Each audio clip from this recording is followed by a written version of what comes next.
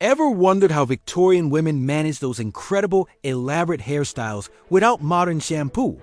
Well, get ready, because the answer is going to surprise you. Spoiler alert, they almost never wash their hair with water. So how did they keep it clean? Let's dive into the fascinating and slightly strange world of Victorian hair care. First, let's set the scene. It's the 19th century. Running water is a luxury, not a standard. Taking a full bath was a huge undertaking, involving heating pots of water over a fire and filling a tub. Washing long, thick hair in that same cold, drafty room, it was not just inconvenient, it was considered dangerous for your health. People genuinely believed that getting your head wet could lead to chills, fevers, and all sorts of illnesses. So washing your hair with water might happen once a month, if you were lucky. Some people went even longer. So, if they weren't using water and shampoo, what was their secret? The answer lies in a simple daily ritual: brushing. And I don't mean a quick 5-second detangle. We're talking about a serious, dedicated brushing session, often lasting for 15 to 30 minutes every single day. The famous 100 strokes a night wasn't just a saying. It was standard practice. Victorian women used boar bristle brushes. These weren't like our modern plastic brushes. Boar bristles are structurally similar to human hair. This meant they were incredibly effective at grabbing onto dust, dirt, and loose particles, essentially dry cleaning the hair. But that's not all they did. The brushing also distributed the scalp's natural oils, sebum, from the roots all the way down to the tips. This process naturally conditioned the hair, keeping it moisturized, protected, and giving it that characteristic soft sheen you see in old portraits. For us today, we wash away these oils and replace them with conditioner. They simply worked with what their bodies naturally produced.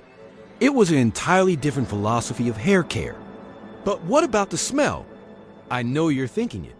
If you're not washing your hair, doesn't it stink? Well, they had a solution for that too: hair perfumes and powders. Women would often apply perfumed oils or powders to their hair and scalp. These weren't just for fragrance. Many were made with absorbent ingredients like powdered orris root or cornstarch, which would help soak up excess oil and grease, much like a modern dry shampoo. They brushed these powders through their hair and then brushed them out, taking the grime and excess oil with them. Popular scents included lavender, rose, and violet. So, instead of smelling unwashed, a Victorian lady's hair would likely smell like a beautiful flower garden. Another key part of their routine was the use of oils and pomades. Products like macassar oil were incredibly popular. You've probably heard the term antimacassar, which refers to the little cloth doilies people put on the back of chairs and sofas. Well, those were invented to protect the furniture from the greasy residue of the macassar oil in men S and women S hair. These oils help to tame frizz, add shine, and make the hair more manageable for styling. They were essentially the Victorian equivalent of our modern styling creams and serums. They would apply these oils sparingly to keep the hair looking sleek and healthy. Now, let's talk about those hairstyles.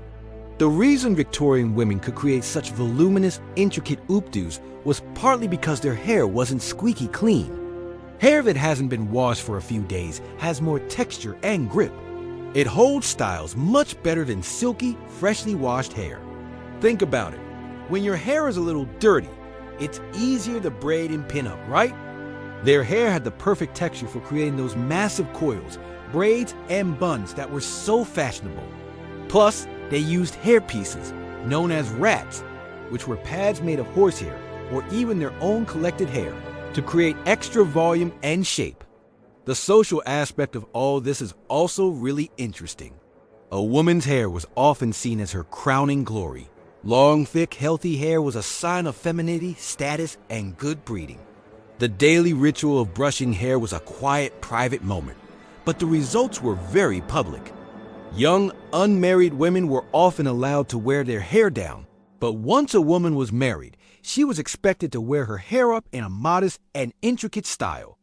The act of letting down her hair was a very intimate one, reserved only for her husband. So, let's recap the Victorian method. Step 1, brush, brush, and brush some more with a boar bristle brush to clean. Distribute oils and stimulate the scalp. Step 2. Use perfume powders as a dry shampoo to absorb grease and add a pleasant scent. Step 3. Apply oils and pomades sparingly for shine and control. Step 4. Style the hair into elaborate updos, taking advantage of the hair's natural texture and grip. And Step 5. Wash with water and soap very, very rarely. It's a world away from our daily wash and go culture, isn't it? While we might not be trading in our shampoo for a boar bristle brush and some lavender powder anytime soon, it's fascinating to see how they achieve such beautiful results with completely different methods. Their approach was all about working with the body's natural processes rather than stripping them away. It makes you think differently about what it means for hair to be clean. Maybe they were onto something. What do you think? Would you ever try a historical hair care routine? Let me know in the comments below. Thanks so much for watching and exploring this piece of history with me. If you enjoyed this video, please give it a thumbs up and don't forget to subscribe for more deep dives into the weird and wonderful past. See you in the next one.